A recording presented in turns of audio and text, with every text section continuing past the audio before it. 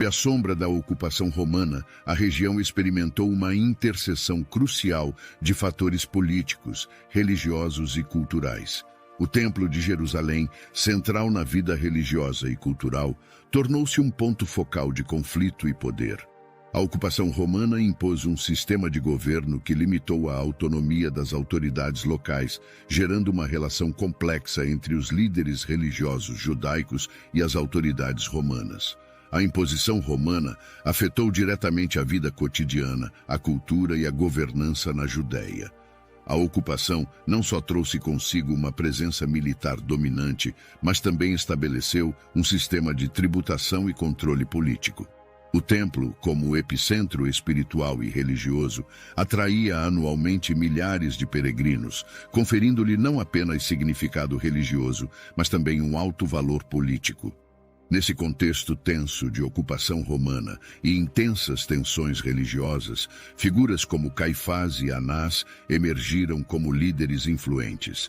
Suas posições como sumos sacerdotes não apenas os colocaram no centro da vida religiosa judaica, mas também os transformaram em figuras políticas cruciais, com poder sobre o templo e suas práticas.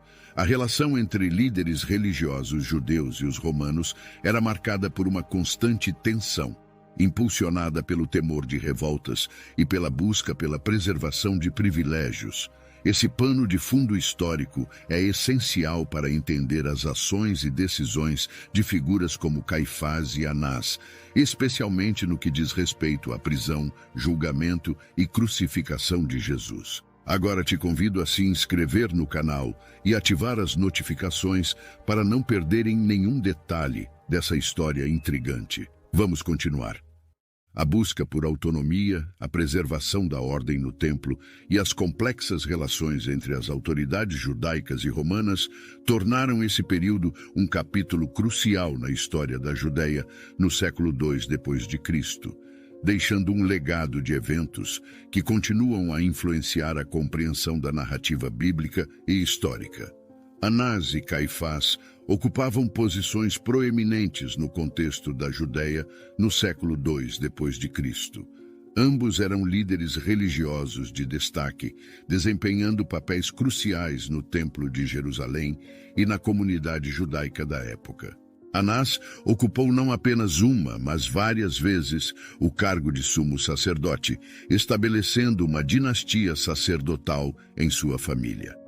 Essa repetição do cargo ressaltou ainda mais sua importância na liderança religiosa da época. Além disso, Anás estabeleceu uma espécie de dinastia sacerdotal ao instituir um sistema de nomeações em sua família, assegurando assim a continuidade do poder religioso em sua linhagem. Enquanto ocupava o cargo de sumo sacerdote, Anás detinha uma influência considerável sobre o Templo de Jerusalém. Ele supervisionava rituais, administrava sacrifícios e garantia o cumprimento das leis religiosas. Sua posição não se limitava apenas ao aspecto religioso. Anás exercia também controle sobre as receitas do templo e as transações financeiras, incluindo a troca de moedas. No entanto, sua fama de corrupção e sua conexão com práticas questionáveis lançam luz sobre sua complexa personalidade. Caifás, por sua vez, casou-se com a filha de Anás e foi nomeado sumo sacerdote por volta do ano 18 d.C., marcando um ponto crucial na narrativa bíblica. Esse casamento consolidou uma poderosa aliança entre duas famílias proeminentes da Judéia no século II d.C.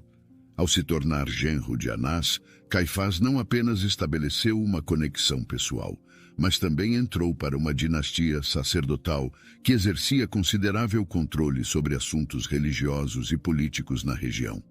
Essa dinastia sacerdotal foi marcada por uma notável continuidade no exercício do sumo sacerdócio. Tanto Anás quanto 5 de seus filhos, além de Caifás, ocuparam o cargo de sumo sacerdote. Essa sucessão não apenas ilustra a estreita relação entre essas duas figuras, mas também destaca a influência duradoura da família na liderança religiosa da Judéia.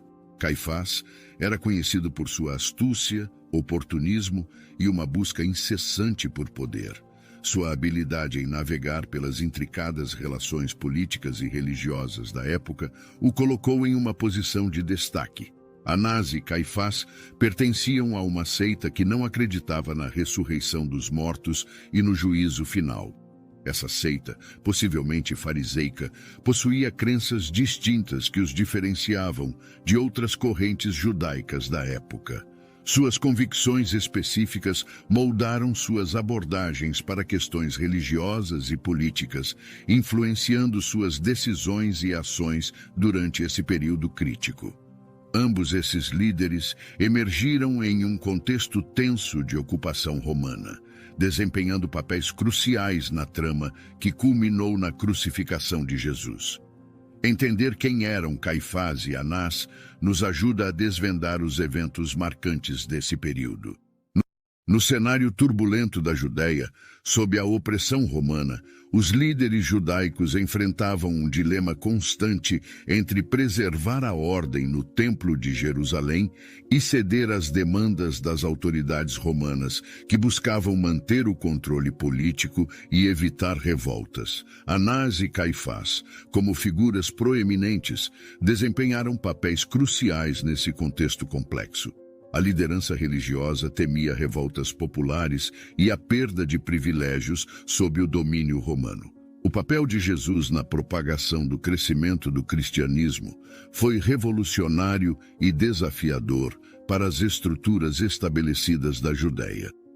Seus ensinamentos e milagres atraíram uma crescente comunidade de seguidores, gerando preocupação e medo entre os líderes religiosos, especialmente Caifás e Anás. Caifás e Anás, representando a elite sacerdotal, temiam que o carisma e a popularidade de Jesus pudessem levar a uma revolta populacional. A ocupação romana já gerava tensões, e a possibilidade de uma figura carismática unir as massas em torno de ideias que desafiavam as autoridades estabelecidas era motivo de grande apreensão. Esse medo levou à concepção de um plano para a captura e prisão de Jesus. Conscientes de que prender Jesus publicamente poderia resultar em tumultos, Caifás e Anás buscaram uma abordagem mais cautelosa. Decidiram agir de maneira discreta, sem chamar a atenção do povo, mas garantindo que Jesus fosse neutralizado antes que sua influência crescente se transformasse em uma ameaça real. O plano foi meticulosamente elaborado. Caifás, conhecido por sua astúcia política, liderou a iniciativa. Aproveitando-se da traição de Judas Iscariotes, um dos seguidores mais próximos de Jesus, Caifás e Anás encontraram uma oportunidade ideal para concretizar seus objetivos.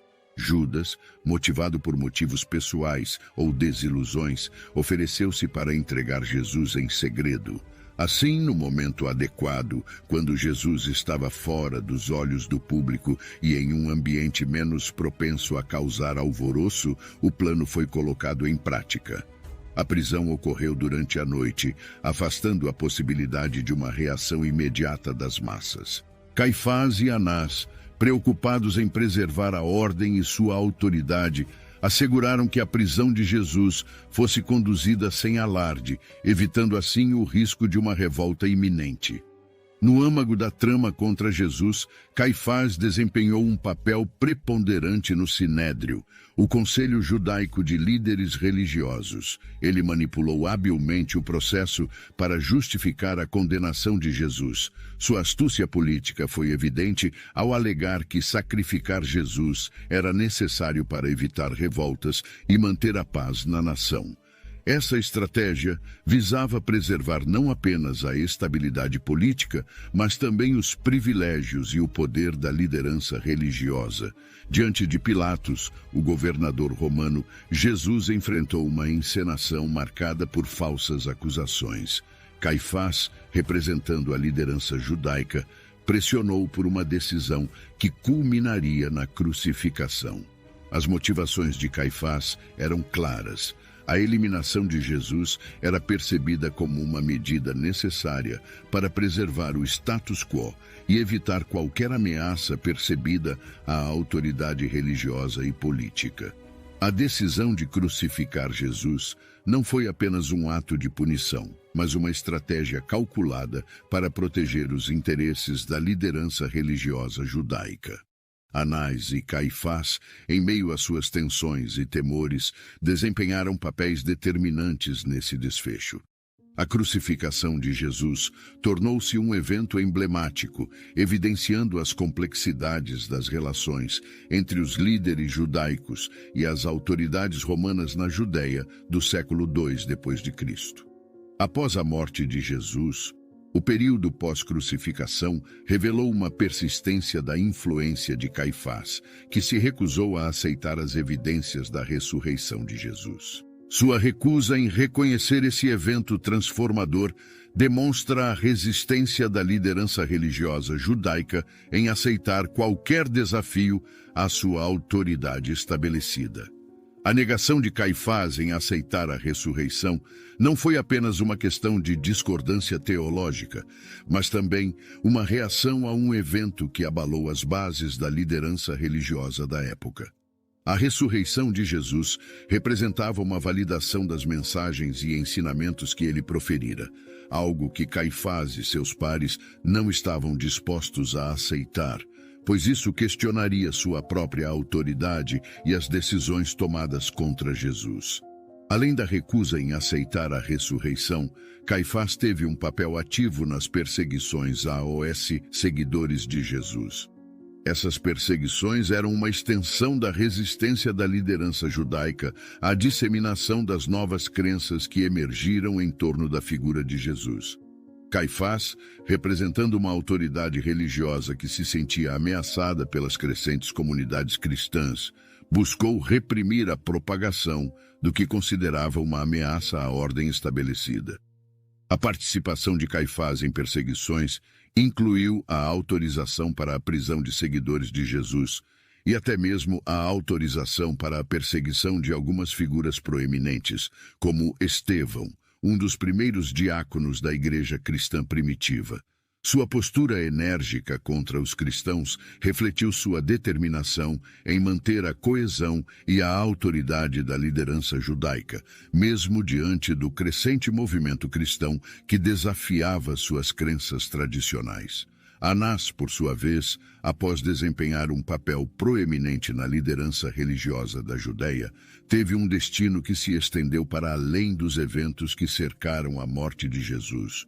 Sua fama de corrupção e seus excessos em práticas religiosas o marcaram como uma figura controversa. Após a crucificação de Jesus, Anás continuou a exercer sua influência no Templo de Jerusalém. Sua posição de destaque não foi apenas limitada ao período imediato após a morte de Jesus, mas se estendeu, mostrando a resiliência de sua autoridade, mesmo diante das mudanças políticas e religiosas. No entanto, há registros históricos que indicam que Anás eventualmente encontrou seu fim nas mãos dos romanos em torno do ano 70 d.C. Esse evento marcou o término da vida de Anás, mas sua influência e fama perduraram mesmo após sua morte. A fama de corrupção de Anás foi associada a práticas questionáveis no templo, incluindo o comércio de animais e a troca de moedas, como mencionado nos evangelhos. Essas atividades comerciais no templo, embora lucrativas, contribuíram para a má reputação de Anás e de outros líderes religiosos da época. A continuação da influência de Anás após a morte de Jesus pode ser observada nas ações subsequentes de seus descendentes. A dinastia sacerdotal estabelecida por Anás perdurou, com alguns de seus filhos e parentes ocupando o cargo de sumo sacerdote. Do outro lado, o destino final de Caifás é um tanto quanto curioso. Tempos depois, quando operários estavam construindo uma estrada em um parque ao sul da antiga Jerusalém, arqueólogos depararam-se com um túmulo que, ao ser examinado, revelou-se como sendo o local de descanso final de membros da família de Caifás. O túmulo mais ornamentado ostentava a inscrição do nome José, identificado como filho da família de Caifás. Essa descoberta trouxe à luz não apenas a existência do túmulo, mas também levantou debates acalorados sobre sua autenticidade. A autenticidade da descoberta foi posta em questão por alguns estudiosos e arqueólogos, gerando um intenso debate dentro da comunidade acadêmica. Os defensores da autenticidade apontam para a correlação entre a descrição do túmulo e os relatos históricos de Flávio Joséfo, um historiador judeu da época.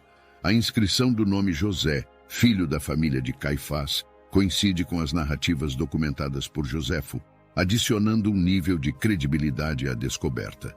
No entanto, os céticos questionam a autenticidade com base em vários pontos, incluindo a possibilidade de falsificação ou a interpretação seletiva das evidências. O debate permanece aberto e os arqueólogos continuam a analisar minuciosamente o túmulo em busca de mais pistas que possam esclarecer sua origem e conexão com Caifás.